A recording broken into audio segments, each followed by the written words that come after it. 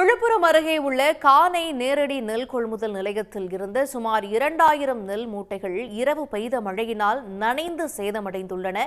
கூடுதல் தகவல்களோடு இணைகிறார் நமது செய்தியாளர் சிவச்சந்திரன். சிவச்சந்திரன், இந்த நெல் மூட்டைகள் மூடி வைக்கப்படலையா? எப்படி நனைந்தன? எந்த அளவுக்கு பாதிப்பு இருக்கு? அதாவது விழுப்புரம் மாவட்டத்தை பொறுத்தவரை பார்த்தீங்கன்னா பகல் நேரத்தில் வெயிலின் தாக்கம் அதிகமாக இருக்கிறது. கடந்த 2 தினங்களாக இரவு நேரத்தில் மழையானது கொட்டி வருகின்றது.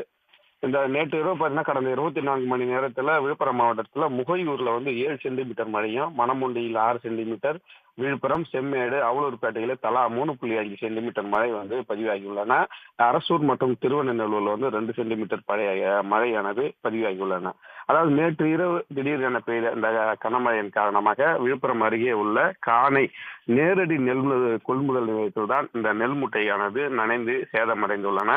அங்க பாத்தீங்கன்னா வியாபாரிகள் ஏற்கனவே விற்பனைக்காக விவசாயிகள் அங்க நெல் மூட்டையில எடுத்துன்னு அடுக்கி வச்சிருந்தாங்க. மேலும் நெல்லை ஒரு மேடாக கொட்டி தார்பாய் போட்டு மூடியும் வைத்திருந்தனர் விற்பனைக்காக.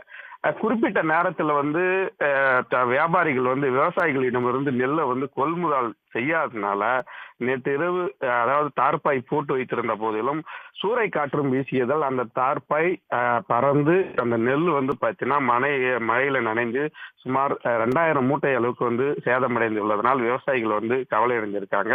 மேலும் சில மூட்டை நெல்கள் அங்கேயே முளைத்திருக்கும் நிலையும் நம்மால் நேரடியா பார்க்க முடிகிறது.